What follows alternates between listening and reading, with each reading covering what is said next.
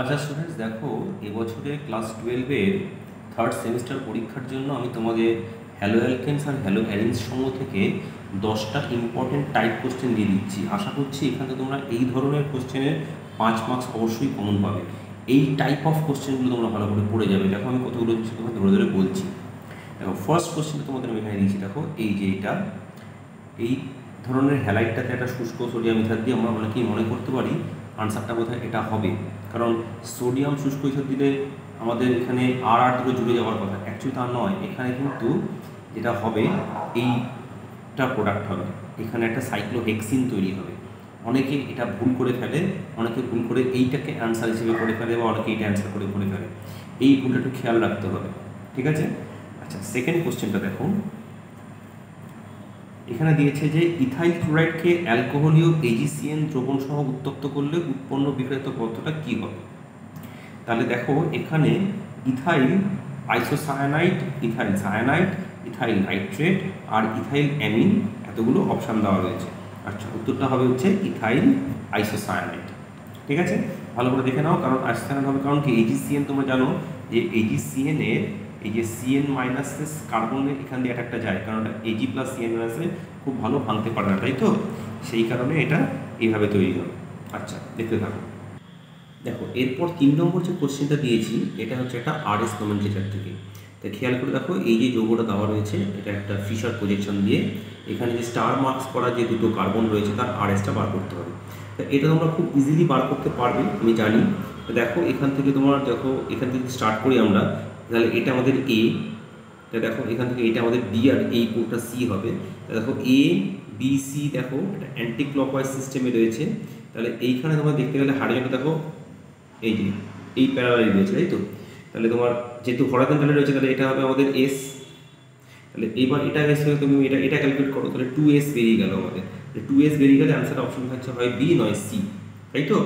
এইবার দেখো এইটা হচ্ছে কী হচ্ছে, দেখো এটার ক্ষেত্রে আমাদের দেখো এখান থেকে প্রথমে আমাদের আসবে এটা এ, তারপরে এই বড়টা বি, তারপর এটা সি। তাহলে এখান থেকে দেখো, এখান থেকে আমাদের এই যে জিনিসটা দেখো এ হয়ে, দেখো এখান থেকে তারপরে এইটা দেখো বি, এটা সি, এটা এটা আমাদের পুরোপুরি অ্যান্টি ক্লকওয়াইজ আসছে। তাহলে এটা হবে 3r। তাহলে এটা ছিল, আগেরটা ছিল ক্লকওয়াইজ, এটা একটু খেয়াল করি আমি। এই আগেরটা কিন্তু এটা এ, তারপরে এই পার্টটার জন্য ক্লোরিনের পার্টটা যেন এটা বি হবে। আগেরটা ছিল কিন্তু খেয়াল করে দেখো ক্লকওয়াইজ, তাই ওটা এ হয়েছিল, আর এটা অ্যান্টি ক্লকওয়াইজ হচ্ছে, এটা আর হবে। ঠিক আছে, কারণ দুটোই আমাদের এখানে হরাইজন্টালি রয়েছে। হরাইজন্টালি হাইড্রোজেন থাকলে, ক্লকওয়াইজ থাকলে সেটা হয় হচ্ছে এস, আর অ্যান্টি ক্লকওয়াইজ থাকলে আর। তাহলে সেকেন্ডটা ক্ষেত্রে অ্যান্টি ক্লকওয়াইজ আসছে, আর ফার্স্টটা ক্ষেত্রে ক্লকওয়াইজ, তাহলে এটার অ্যান্সারটা হবে বি। ঠিক আছে, এটা ভালো করে দেখে নাও। আচ্ছা, এবার 4 নম্বর কোশ্চেনটা দেখো এখানে দিয়েছে যে কোন যৌগটি SN2 বিক্রিয়ার প্রতি সক্রিয়তা কম। আমাকে এখানে বার করে দেখতে হবে SN2 সক্রিয়তা কম কাদের ক্ষেত্রে হয়। SN2 সক্রিয়তা হয় একমাত্র কম যাদের ক্ষেত্রে 3rd ডিগ্রি ক্যাটায়নটা রয়েছে, অর্থাৎ ক্যাটায়ন ফর্মেশনের সময়, অর্থাৎ 3rd ডিগ্রি হ্যালাইড কোনটা এখানে যদি খুব ভালো করে থাকো খেয়াল করো, এইটার ক্ষেত্রে দেখো 2 ব্রোমো 2 মিথাইল বিউটেন। যদি তোমরা স্ট্রাকচারটা আমরা আঁকি, দেখো এই হচ্ছে আমাদের বিউটেন। তাহলে 2তে যদি আমরা ব্রোমো দিই আর 2তেই যদি মিথাইল গ্রুপ দিই, দেখো খেয়াল করে দেখতে পাচ্ছ, তাহলে দেখো এইটা স্ট্রাকচারটা হয়ে গেল। দেখো এই যে দেখো এর ক্ষেত্রে দেখো এটা একটা টার্সিয়ারি কার্বোক্যাটায়ন তৈরি করার ক্ষমতা রাখে। তাহলে এর যেহেতু দেখো এই একটা ইথাইল, দুটো মিথাইল গ্রুপ, দেখো এটা টার্সিয়ারি কার্বোক্যাটায়ন তৈরি করতে হবে, এই ব্রোমিনটাকে ছেড়ে দিলে, তাহলে একমাত্র এর ক্ষেত্রেই SN2 সক্রিয়তা কমে যায়। আচ্ছা, এর পরের প্রশ্নটা দিয়ে দিয়েছে, এটা খুব ভালো প্রশ্ন, যে এটা এই যে ব্রোমিন আর সানলাইট দিলে মুখ্য প্রোডাক্ট কোনটা হয়। তা এটার ক্ষেত্রে আমাদের অনেকেরই ভুল হয়ে প্রোডাক্টটা কিন্তু আমরা এটা করে ফেলি, কিন্তু অ্যাকচুয়ালি এই প্রোডাক্টটা হবে এইটা। এটা মাথায় রেখো, এখানে প্রোডাক্ট এটা হবে। ঠিক আছে, অর্থাৎ এই পজিশনে ব্রোমিনটা ঢুকবে। আচ্ছা, এরপরে আমি প্রশ্ন যেটা দিয়েছি, দেখো এখানে 6 নম্বর প্রশ্নে অনার্দ্র অ্যালুমিনিয়াম ক্লোরাইডের উপস্থিতিতে ব্রোমোবেনজিন এবং CH3Cl এর সঙ্গে বিক্রিয়া করে উৎপন্ন করবে কোনটা। তো খেয়াল করে দেখো এখানে এই যে এটা হচ্ছে আমাদের কী ধরনের বিক্রিয়া আগে জানতে হবে। এটা হচ্ছে আমাদের ফ্রিডল-ক্রাফটস বিক্রিয়া। ফ্রিডল-ক্রাফটস বিক্রিয়ায় ব্রোমোবেনজিনের তাহলে প্রোডাকশন, দেখো ব্রোমোবেনজিন হচ্ছে অর্থোপ্যারা ওরিয়েন্টিং, তাহলে অর্থেতে একটা CH3 আর প্যারাতেও CH3 দুটোই তৈরি হবে, অর্থাৎ বি আর সি দুটো প্রোডাকশনই হবে, অর্থাৎ উত্তরটা হবে আমাদের ডিটা, তাই তো? বি আর সি উভয়। আচ্ছা, এর পরের প্রশ্নটা আমি খুব একটা তোমাদের অপশানটা দেইনি, অপশান তো সাজিয়ে গুছিয়ে দিতে পারো, একটা জায়গা লাগতো, আমি এখানে তোমাদের সহজ করে বুঝিয়ে দিচ্ছি। দেখো এই যে স্তম্ভ আর স্তম্ভ ক আর স্তম্ভ খ, এখানে বিক্রিয়া বিক্রিয়কের নাম দেওয়া হয়েছে। তোমাদের এখান থেকে বুঝতে হবে কোন বিক্রিয়াটা কোনটা। দেখো এই যে প্রথম বিক্রিয়াটা, এটার নাম কোনটা, দ্বিতীয় বিক্রিয়াটার নাম কোনটা, তৃতীয় বিক্রিয়ার নাম কোনটা এবং চতুর্থ বিক্রিয়ার নাম কোনটা। তা দেখো তোমরা দেখতেই পাচ্ছ এই যে প্রথম বিক্রিয়াটা দেখো CH3COOH Br2CCl4 যে বিক্রিয়াটা হয়, এটা আমাদের খুব কমন বিক্রিয়া, এটার নাম হচ্ছে হান্সডিকার, অর্থাৎ এটার সঙ্গে আমাদের এ আসবে। ঠিক আছে।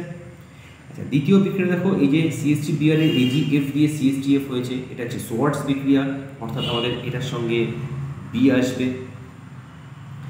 3 নম্বর দেখো এই যে CH3CH2OH SOCl2 এর ডার্জেন্ট বিক্রিয়া, অর্থাৎ এটা পাশাপাশি সিকে আছে সি। অর্থাৎ লাস্ট যেটা বাকি পড়ে থাকলো এই যে ডায়াজিনাম ক্লোরাইড দিয়ে যেটা কপার দিয়ে বিক্রিয়ার যেটা ব্রোমিন ঢুকছে, এটা হচ্ছে আমাদের গাটারম্যান বিক্রিয়া, এটা হচ্ছে আমাদের ডি। তাহলে এবার অপশান দেওয়ার সময় তোমাদের দেখবে এরকম অপশান দেওয়া থাকবে, এ হচ্ছে 1-এর সাথে বি, 2-এর সাথে ডি, সি এর সাথে সি, এরকমভাবে বিভিন্ন রকম অপশানগুলো দেওয়া হবে। প্রচুর লিখতে হবে বলে আমি তোমাদের লিখে দেখাইনি, তোমরা জাস্ট আমি ম্যাচিংটা করে দেখিয়ে দিলাম। ঠিক আছে, বুঝতে পেরেছো আশা করি। আচ্ছা, এরপরে আমরা নেক্সট প্রশ্নে চলে যাচ্ছি।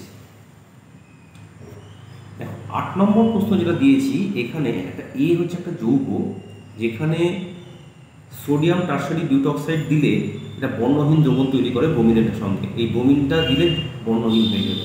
ঠিক আছে, তাহলে এখানে একমাত্র তুমি দেখতে পারো খেয়াল করে এই যে জিনিসটা রয়েছে, এটাই হচ্ছে আমাদের অপশান, বাকিগুলো কিন্তু বর্ণহীন হবে, একমাত্র এই যৌগটা কিন্তু বর্ণহীন করতে পারবে না। ঠিক আছে, তাহলে এই যৌগ এটা বলে বর্ণহীন করতে পারবে না।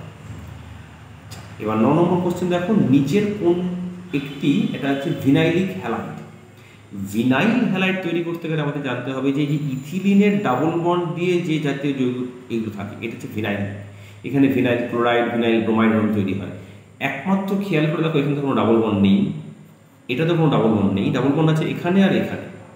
দেখো এই CH2 পর ডাবল বন্ড, তারপরে দেখো একমাত্র দেখো এই যে এই জায়গাটা দেখো সেই সম্ভাবনাটা তৈরি হয়েছে। দেখো এইটার মধ্যে দেখো এই ধরনের একটা ম্যাচিং তুমি পাবে, যেটা এখানে অনেকটা দূরে চলে গেছে হ্যালাইডটা, তাহলে এটার উত্তরটা হবে বি। ঠিক আছে, খুব ভালো করে দেখে নাও। বাকি দেখো এ আর সিতে কোনো অপশানই নেই। আচ্ছা, এরপর আসছি আমরা আজকে সবচেয়ে শেষ প্রশ্ন। দেখো এখানে কোন ক্ষেত্রে মিথাইল ব্রোমাইড উৎপন্ন হবে না। এই কোশ্চেনটা আমি দিয়েছি এই কারণে অনেকে এটা গোলায়, ভীষণভাবে গোলায়। মিথাইল ব্রোমাইড এখানে এখানে সবকটা দিয়ে হবে, এটা তো আমাদের যে একটু করে এলাম হান্সডিকার, এখানেও হবে, একমাত্র এটা ক্ষেত্রে মিথাইল ব্রোমাইডটা হয় না। ঠিক আছে, তাহলে ভালো করে দেখে নাও। আমি তোমাদেরকে আজকে যে কটা প্রশ্ন এখানে করালাম, এই 10টা প্রশ্ন খুব ভালো করে দেখলে তোমরা বুঝতে পারবে এই 10টা প্রশ্নের মধ্যে একটা বিশেষ টাইপ রয়েছে। এই টাইপ কোশ্চেনগুলো আমি তোমাদেরকে আজকে এখানে করিয়ে দিয়েছি। এই ধরনের টাইপ কোশ্চেন যদি তোমরা সলভ করো, তাহলে আশা করছি তোমাদের কিছু না কিছু এই টাইপের কোশ্চেন তোমরা কমন পাবেই। আর চ্যানেলটা সাবস্ক্রাইব করে নিও, ফলো করো। আমি তোমাদেরকে আস্তে আস্তে বাকি অন্যান্য চ্যাপ্টারগুলোর উপর 3rd সেমিস্টারের ক্লাস 12-এর কোশ্চেনগুলো দিতে থাকবো। ঠিক আছে, সবাই ভালো থাকবে।